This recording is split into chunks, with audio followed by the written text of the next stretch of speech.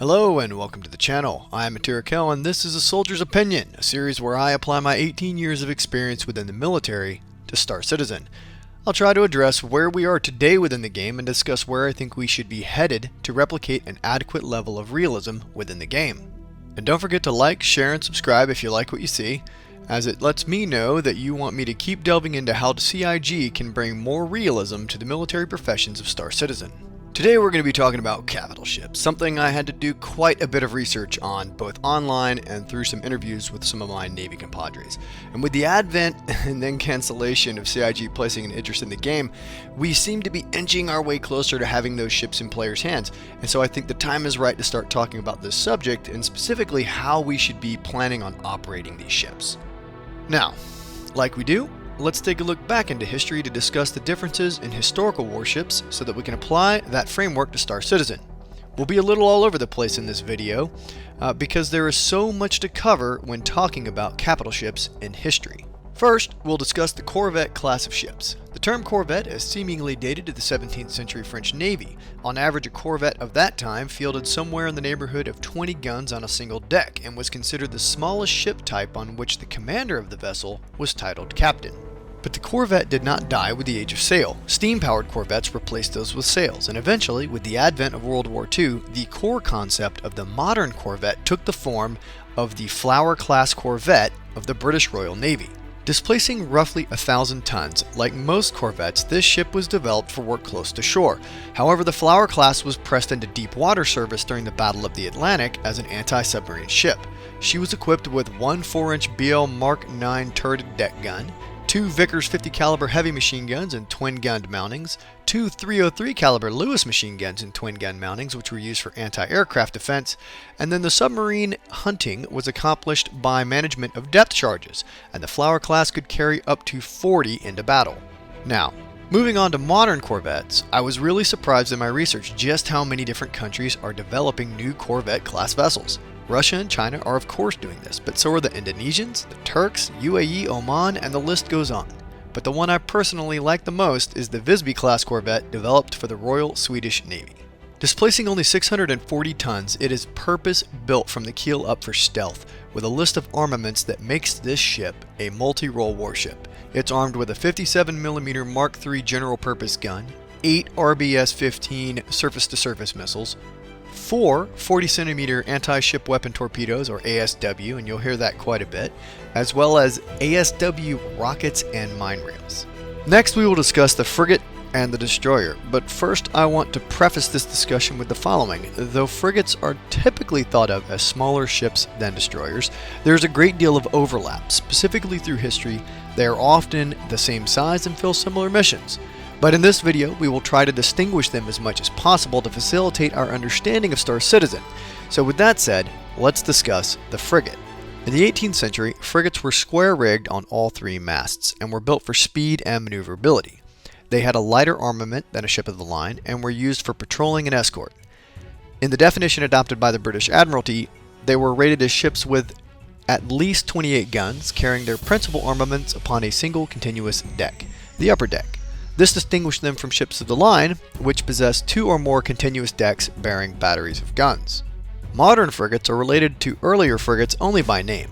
The term frigate was readopted during the Second World War by the British Navy to describe an anti-submarine escort vessel that was larger than a corvette while smaller than a destroyer. However, these ships were equal in size and capability to the American destroyer escorts. It is safe to say that today's warships are multi-purpose, meaning that they almost always have both offensive and defensive missiles as a part of their armament.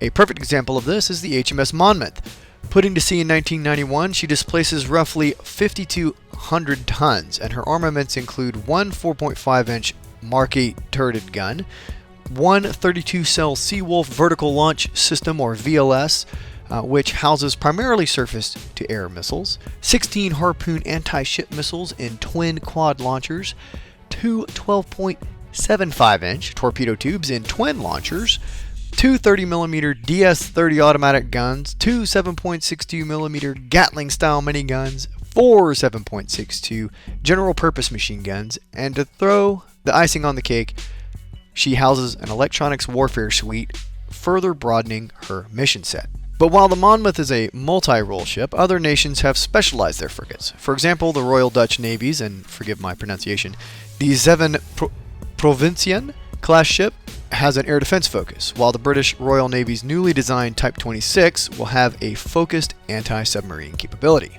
Now we move on to the destroyer class, and who better to lead off this class than DD-1, USS Bainbridge. Weighing in at 430 tons of displacement, the Bainbridge was the first destroyer-type warship to serve in the U.S. Navy, entering service in 1902.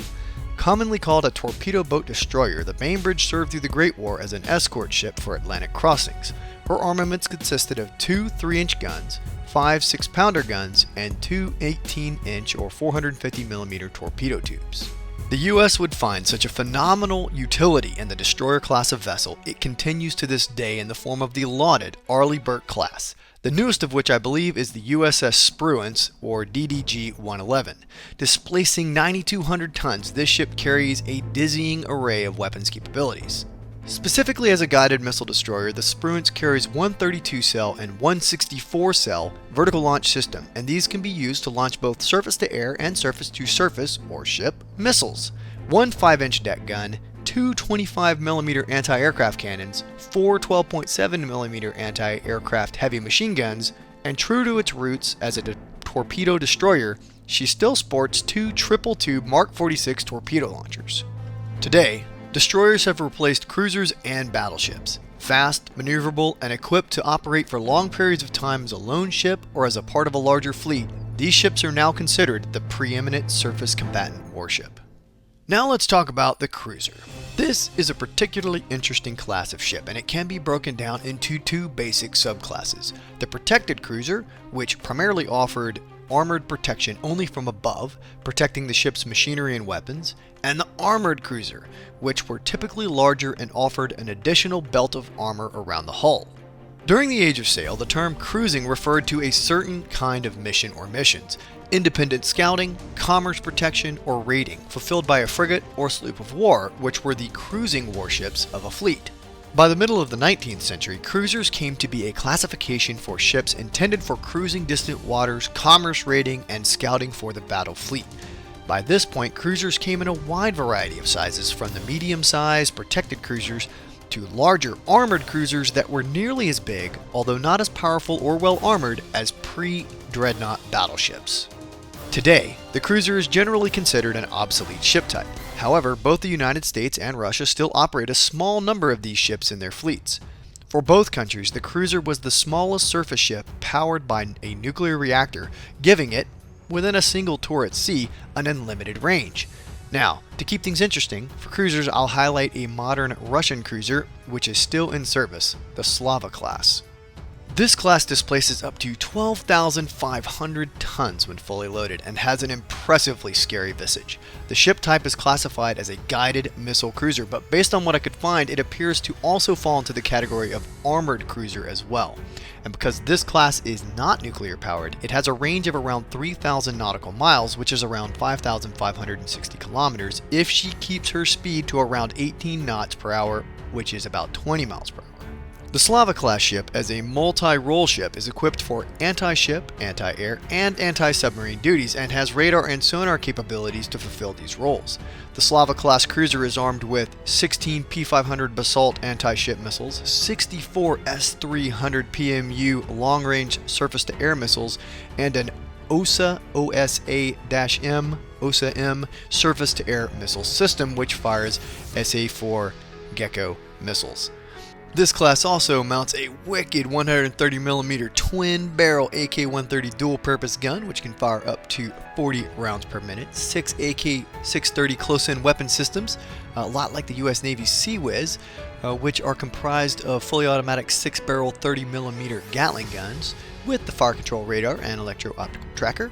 And then finally, for anti-submarine duties, this class mounts two M57 quintuple 530mm torpedo tubes and anti-submarine systems to include two RBU 6000 rocket launchers.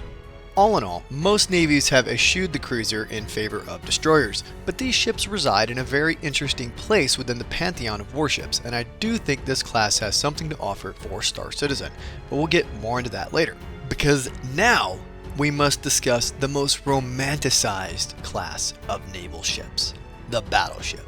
An outgrowth of earlier century ships of the line, the term battleship came into regular use in the late 1880s to describe ships which are now referred to by historians as pre-dreadnought battleships. The example we will use in this video is the USS Alabama, designated BB-8.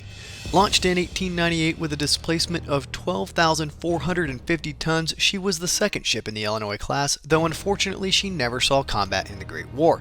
She was, however, a member of Roosevelt's Great White Fleet before the war began, and like all pre-dreadnought battleships, she sported a mixed-gun warship design. Her armaments consisted of 4 13-inch main guns, 14 6-inch secondary guns, 16 6-pounder tertiary guns. Beyond this, there were 6 1-pounder or 37mm guns and 4 18-inch or 450mm torpedo tubes. So as you can see, these early model battleships had a very broad set of weapons by size category, and though they reigned as the most powerful ships of the sea for several decades, what would come next would make them obsolete. That next ship was what today is colloquially known as the Dreadnought class of ship. This class of ship can be described in two ways. The first is that it was simply a subclass of battleship. The second, and I think this is more accurate description, is that these ships were an evolutionary advancement of the battleship.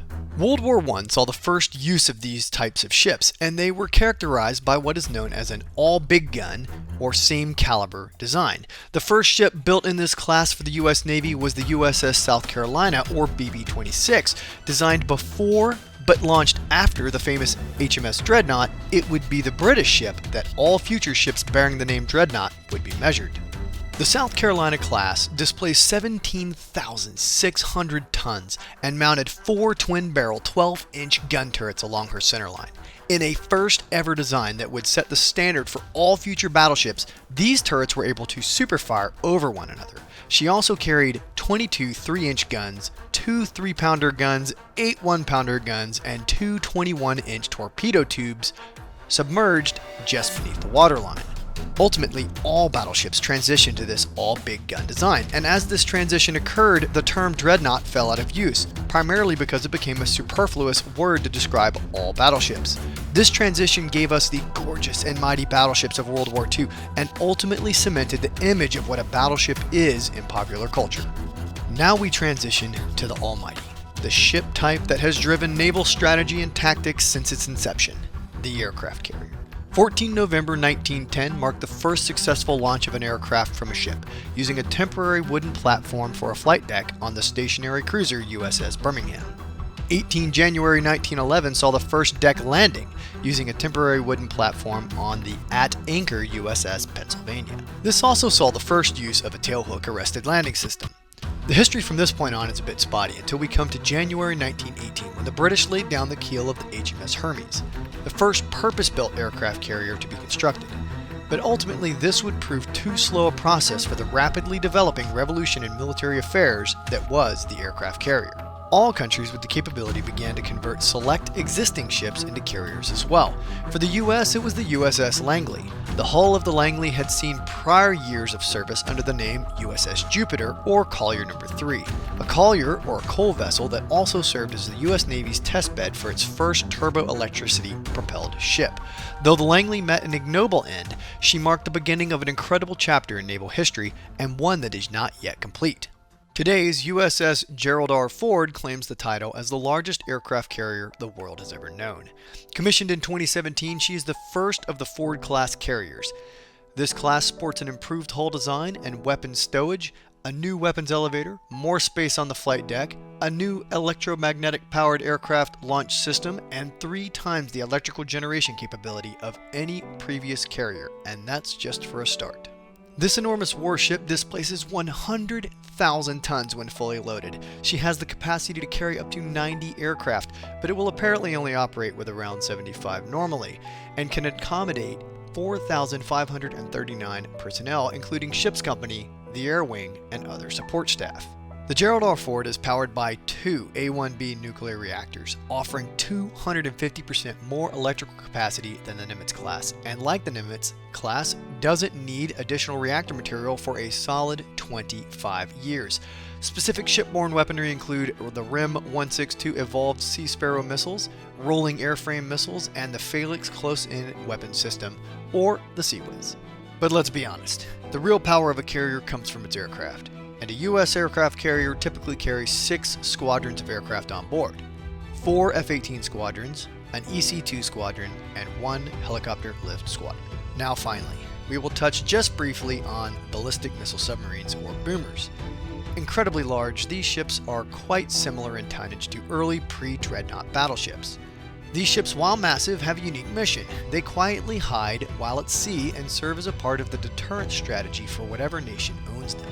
While I don't think most people would qualify a boomer as a capital ship, I did find one reference that stated that the US Navy and the Royal Navy both consider them to be so I thought I would mention it.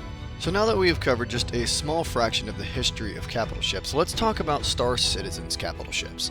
And of course, the most logical place to start with this is the Corvette class, but before we dive in, a quick reminder, all capital ships are currently unreleased to the player base. So we can only base our information off of what the RSI website tells us, which is routinely less than accurate.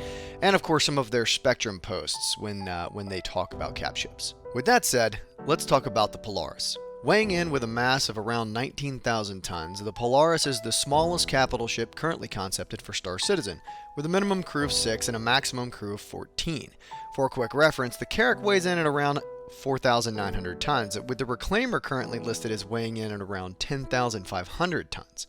Interestingly, the Polaris and the Reclaimer are roughly the same length, but the Reclaimer is wider and taller, so I think we can chalk this massive difference in mass up to a significantly denser armor package that will be mounted on this military ship. Now, CIG describes this class of ship as having the capacity to perform search and rescue operations, light strike missions, and general security patrols. Additionally, the Polaris includes facilities to repair, rearm, and refuel a single light fighter, light bomber, or a support ship. But we'll talk more about its mission types in a second video on capital ships, which will be coming next. Diving into its specifications, with medium fuel tanks, the Polaris will have a much smaller range than ships with large or capital class tanks, which seems to fit well with the role of corvettes primarily not engaging in long oceanic voyages, or for our terms, deep space voyages, unless dire need requires it. So within the game, it stands to reason that unless she has a couple of support ships, a Polaris might not be the right ship to take on longer patrol missions into a system with no infrastructure to support it. She also does not carry capital class shielding, which means that this class of ship will have to be a little more careful when out and about in the verse. For weapon systems, the Polaris has a reasonably diverse set of hardpoints. She is currently listed with 5 manned positions, each with 2 S4 weapons, and that's much like the turrets on the Carrack. 1 remote position with 2 S5 weapons, and then 1 remote position with 2 S4 weapons, and that last hardpoint is again much like the Carrack's top turret. She is also equipped with 36 S3 missiles mounted on 2 missile racks. Now, what I would like to see on these is a big change from what we've seen in the past. I would love for these to be mounted on a box mount or in something like a modern vertical launch system. Provide a station on the bridge where the operator can target any ship within a 360-degree arc on all 3 axes. That would be a realistic implementation of an anti-fighter missile defense capability.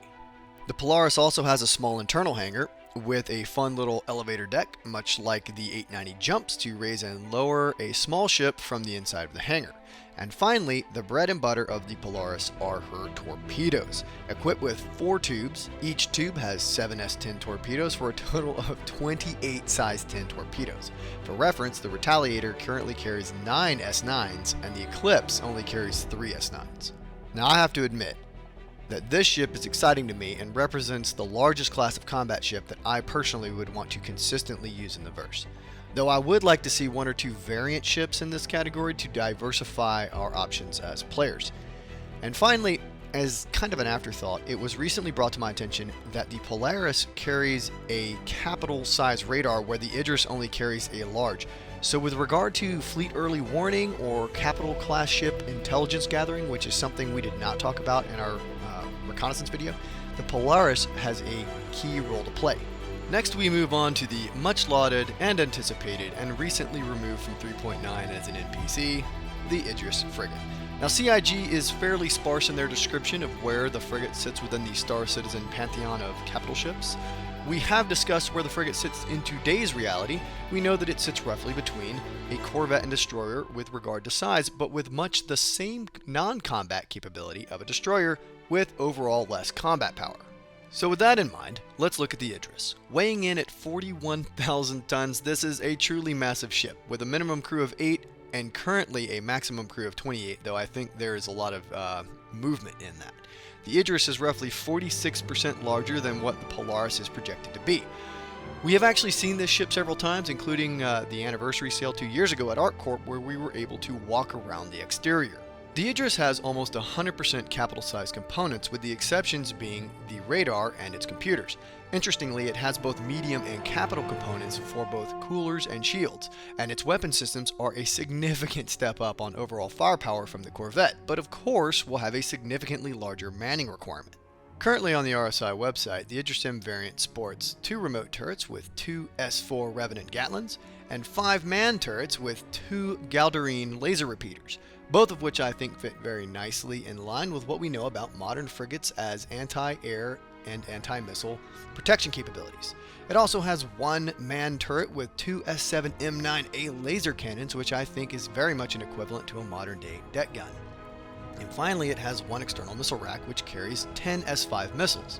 Now, there is not an annotation on this weapon system that indicates if it is pilot controlled or if it has its own remote station. But I hope that this is a remote station in practice, because I think the pilot is going to have enough to do without trying to line up a missile shot. Additionally, the Idris is built around a large hangar deck the length of the ship and almost as wide. A massive capability on its own. We are unsure how many ships we will be able to cram inside this hangar. Currently, we have only seen CIG launch and recover 2 Gladiator light fighters from an Idris, both in live game footage at CitizenCon, as well as the Squadron 42 vertical slice. And we know that it will be able to take an MPOV simultaneously based on vertical slice footage. I do think we can safely say that the ship will be able to carry 2 Sabres, or maybe even 2 Vanguards. But we are unsure at this time if we can put more than 2 fighters in the hangar and have the ship function as intended. There are intended limitations for both quantum travel and the ship's ability to lift off of a planet if it's too overweight. It will be interesting to see how CIG balances this to prevent or enable players from packing 35 Merlins onto an Idris. Finally, the key capability of this mighty warship is the massive spine-mounted size 10 destroyer mass driver. Now, in a most recent Calling All Devs, Joffrey Coffin stated that the weapon would have its own crew station, and therefore we can assume this will never be pilot controlled. I like that. But there are some other checks and balances on this weapon system that the Idris captains will need to be really wary of. In previous discussions around the mass driver, it was stated that it will draw so much power from the ship that the shields will need to be down or at a very low power setting for the weapon to function. This is an interesting mechanic, and I question whether a modern Navy would approve such a design, but the UEE Navy did, and there we have it. I do think that this is a great balancer for the ship, because unlike the Idris flight demonstration at CitizenCon 2 years ago, an Idris captain would have to be an incompetent to close with an enemy ship if he was going to employ his mass driver, since it would make him vulnerable to other large anti-ship weapons. Are there retaliators or eclipses nearby? Might not be time to get uppity with your big size 10 mass driver, and instead keep your shields up. Unless of course you are operating in a larger fleet that offers you an effective fighter and torpedo screen. This is of course contingent on CIG adjusting weapon ranges sufficiently to allow ship captains to make tactical decisions based on the threat they are facing. Maybe staying at a long range and using a mass driver is the right tactic, but maybe closing with the enemy and getting into a knife fight with guns is the right move. If all weapons ranges are the same, we lose the opportunity to make that decision, and then it really makes no difference. Now let's move on to what is the largest purchasable ship in Star Citizen, the Javelin destroyer. The RSI entry for this ship reads, designed for use by the UEE military, the Javelin is a massive modular capital ship that can be appropriated for entrepreneurial use. Now, that is a very interesting entry, but without going into how you can strip out your military capability for cargo, let's talk about the Javelin and its intended role as a warship. Weighing in at an incredible 121,000 tons, it is 33% larger than the Idris at present and is the first ship in Star Citizen that we know will not be able to land on a planet's surface in some form. Currently listed crew requirements are a minimum of 12 and a maximum of 80, and like the Idris, this ship will never despawn in the verse at present. Now, this could change, but the fact presents some very challenging gameplay for Idris and Javelin captains. Another key fact of the Javelin is that it does not come with any weapons mounted. Hardpoints aplenty? Yes. But weapons? No. So Javelin captains have a lot of planning and saving to do before they can effectively employ their ships. Assuming they haven't bought a crap ton of UEC and are going to just walk into the store on day one and buy the weapons they need. Now regarding components, like the Idris, the Javelin is a composite mix with mostly capital-sized components. The exceptions are its computers, of which it has 8 medium size, also the coolers, which have both capital and medium sizes, and the shields, which have both capital and large.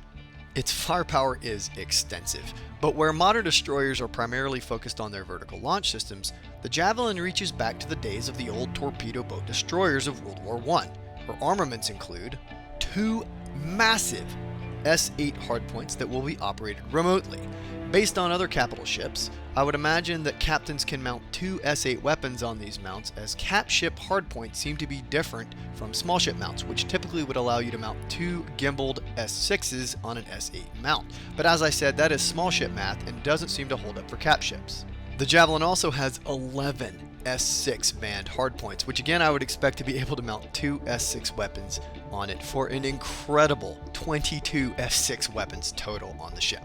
The ship also comes with a single internal hangar for a small fighter or several small transport ships like the a.m.m.o. And since this ship will never land on a planet, this will be a critical point of resupply for the ship. Currently, it is thought that we will be able to fit a single medium fighter in this hangar, but on this, we'll have to wait and see. Now, all the previously discussed weapons pale next to the Javelin's primary anti-ship capability, which relies on its 2 torpedo launchers. These launchers fire size 12 torpedoes, and the ship carries 16 in each launcher for a total of 32 size 12 torpedoes. Based on the current lock-on times, though, I do not envy the torpedo operator that has to wait for that lock-on. I think we're going to see a lot more out of this ship when we get an update. Currently, it has no missiles, though it can put out a lot of damage with its weapon hardpoints. I think there's probably room for a couple of missile batteries, but if the intent is for close-in work to be guns only, I kind of like that idea. I would also expect to see some point defense weapons added to the hull as well, and for the Idris for that matter, something to protect the ship from those incoming opponent torpedoes. Now is the point in the video where we diverge into theory crafting and I piss off owners of the Kracken. But I will come to that in a moment, but for now, let's talk about the gaps in CIG's capital ship lineup.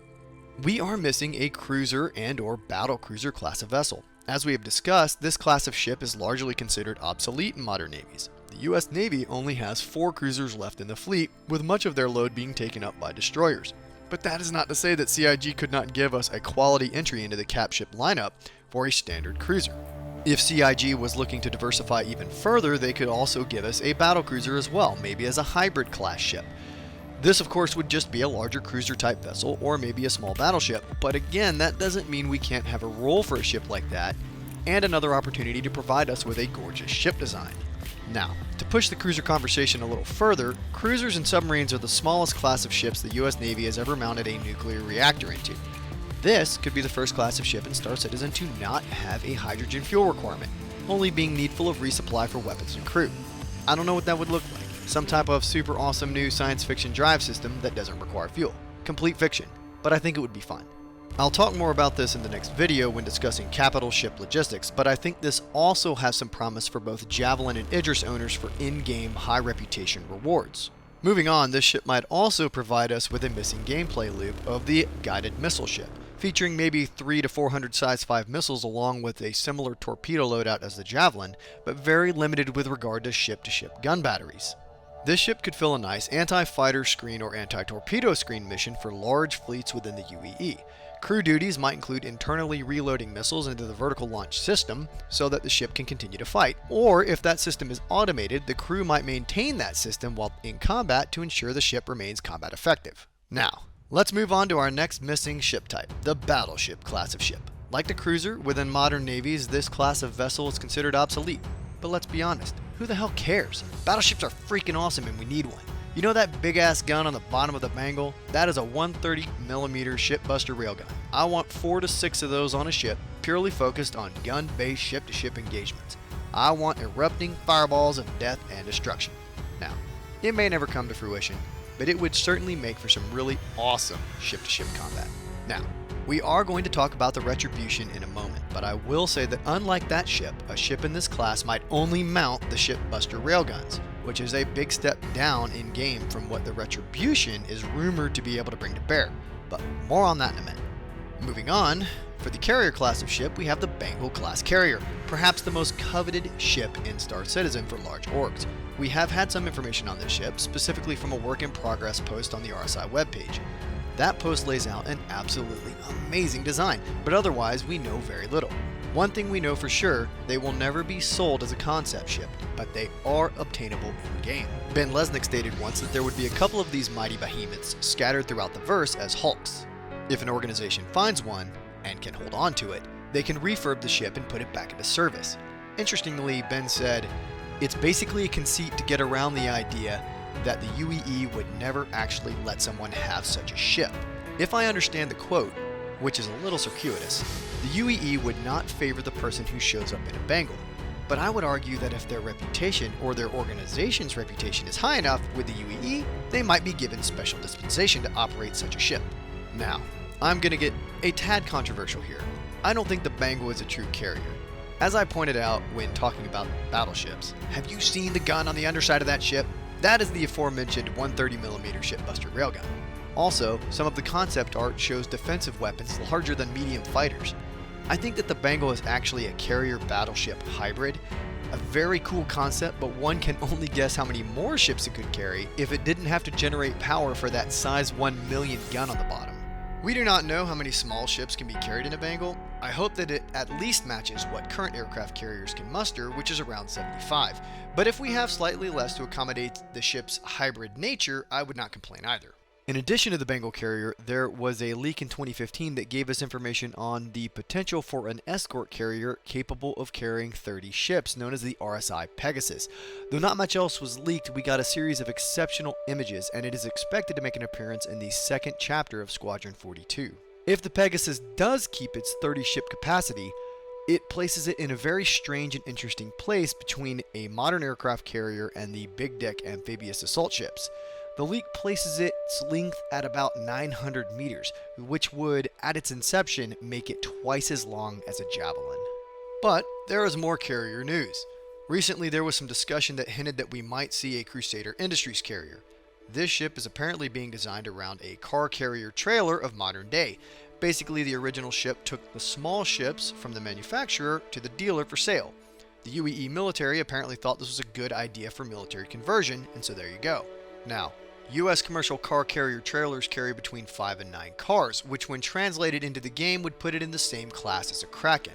But I think this is a waste. I would rather see this ship carry around 30 to 40 ships and have very light offensive capabilities on the ship itself. Very strong shields, a whole lot of point defense, but very little, if any, overall offensive firepower.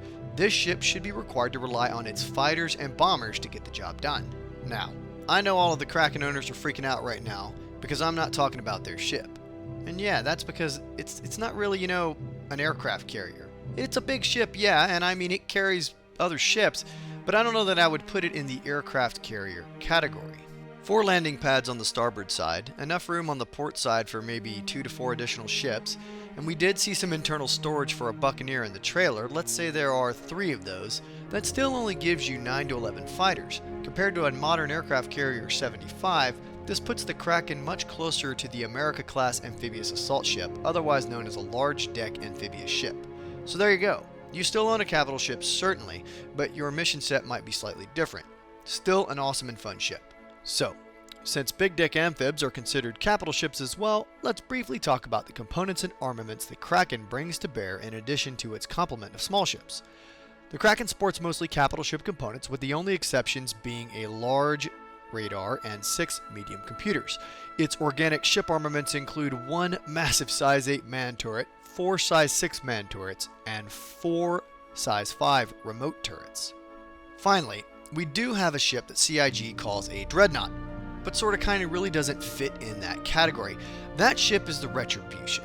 I would classify this ship more in line with a super weapon, or maybe more appropriately a super dreadnought. We do have a very little bit of information about this ship. First known as Project Quadine, what we do know is that it was built at the UEE Naval Sky Docks on MacArthur, and it is the only one of its kind. Roughly the size of a Vanduul King ship, it is armed with multiple 130mm shipbuster railgun systems along with 4 small hangars for fighters. So, it is starting to sound and smell like the battleship that I would love to see. We also know that it is complete because in March of 2946, which was 4 years ago, it participated in Operation Mandrake in the Oberon system, where it thoroughly destroyed a lesser Vanduul clan. But what sets this ship apart from what I would like to see in a straight-up battleship is the rumored enormous, size-unknown railgun that may be present along the ship's spine. It is the only reason I've seen that makes sense for the giant slit up the middle of the bow. Designed to rapidly take down King ships, this is the UEE's answer to Vanduul aggression, and hopefully players will be allowed to play alongside this ship either in future chapters of Squadron 42 or in the verse on the front lines against the duel. Now finally, at the end of this discussion, let's talk about the only other set of capital ships we know to exist. Though surely there will be more, let's talk about Vanduul capital ships. Now I will say up front that it seems like CIG's plans for all ship types of the Vanduul to be significantly larger than their UEE counterparts. This based on some of their original concept art. But with these ships, the original concept art is likely no longer truly valid. But it certainly gives us a jumping off point to discuss these ships by class, if not give us an idea of what they look like. What I will say is that I am not committing to anything because CIG is doing a great job of trying to confuse us on where they're going with these ship designs. In the smallest category, we have the comm ship that might fit into the Corvette ship category. We can only imagine how talkative the Vanduul are amongst themselves, but they have a very large ship dedicated to effectively acting as a comms relay. I would imagine this ship would operate in deep space on its own, linking ships across the system, or maybe they have figured out a way to send signals directly through jump gates, giving them an informational advantage over the UEE. We also know that CIG has redesigned the Hunter to serve as a Corvette-class vessel on the Squadron 42 roadmap. When I look at this very tiny image they provide, I very much think that it looks like this image here, which was leaked in 2015. Next in the Vanduul lineup for me is the Driller. Though many have speculated that this ship is an escort carrier, based on CIG's reveal, it looks to be a lot closer to the Frigate category now. But who knows, we'll have to wait and see what direction they take it.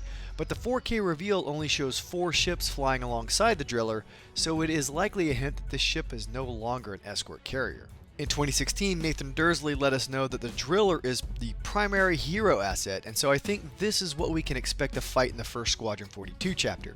It might also be the first dual cap ship we see in the PU, and maybe, just maybe, it's something we can capture in the future. The next ship was seemingly intended to be a Corvette class of ship, truly, which they have called the Crawler. In concept, this ship seems to dwarf the Idris when it was planned as a Corvette all those years ago. With the Idris now increasing in size and serving as a frigate, we might expect the Crawler to remain the same size and be flagged up to a frigate as well, or maybe this ship will increase in size to fill a destroyer role. It does seem like this ship shares some of the design language of some of the 2015 leaked images, here along this dorsal center line, and when you lay that up against this image in the 2019 Squadron 42 trailer with those much smoother lines, maybe we are looking at the new, larger destroyer class of vessel. Next is the Destroyer class vessel, which I believe used to be designated the Hunter class of vessel. A beautiful looking ship, it looks to dwarf the Idris in much the same way we expect a Javalin to dwarf the current Idris. This ship may have fallen off the roadmap completely or dropped in priority. But if they do decide to keep this ship, I think it would serve well as the Vanduul's Mauler cruiser, and they definitely need to keep those awesome inverse shark fins. The next design is a bit odd, and I mention it because it was included in the 2015 leaks. This ship was thought to be the Mauler cruiser, but as you can see, the shape language seems to be very different from anything else we've seen out of the Vanduul line, and so I think this may be a design that dropped as they matured that Vanduul design language. Finally, the last ship we know about that fits within the capital ship category for the duel is the mighty and terrifying King ship. We know a little more about this ship than others simply because it has fascinated the community. This ship is the defining feature in Vanduul society that marks a clan as a major power. Among humans, clans without kingships have been called carrion clans. Considered not to be apex predators, they live off the scraps of those clans that are powerful enough to build and field a kingship. We also know that it takes multiple Bengal Carrier groups to engage a single kingship, and that the Retribution was designed and built as a direct counter to them. Now, we have spent some considerable time discussing the history of capital ships and where Star Citizen's fleet aligns with the current reality. We have set the framework for what we have currently in the game and some of the ideas I think CIG should consider for capital ships. I am going to pause this discussion here because it has turned into a much longer discussion than I thought it would be. In part 2 of our capital ship discussion, we will talk about how current navies employ their capital ships, as well as how they sustain them on the open oceans, and we'll talk about how that should translate into Star Citizen. We'll also talk about manning of capital ships, specifically with regard to the types of roles we will need either players or NPCs to fill on our capital ships to make them effective. And finally, we'll talk about the missions we should expect to see from CIG to make capital ship gameplay both realistic and fun, which of course is the primary aim of any game. So, for now I'll say thanks for sticking around to the end. Let me know your ideas for what you would like to see in the next great capital ship. Do you think I'm way off base, and if so, what would you like to see? And don't forget, if you enjoyed this video, give me a like, and if you want to see more, subscribe. And if you're looking for an organization, come check out a.m.m.o. We're always looking for new recruits. Links as always are in the description down below, and I'll see you in the next one. Later.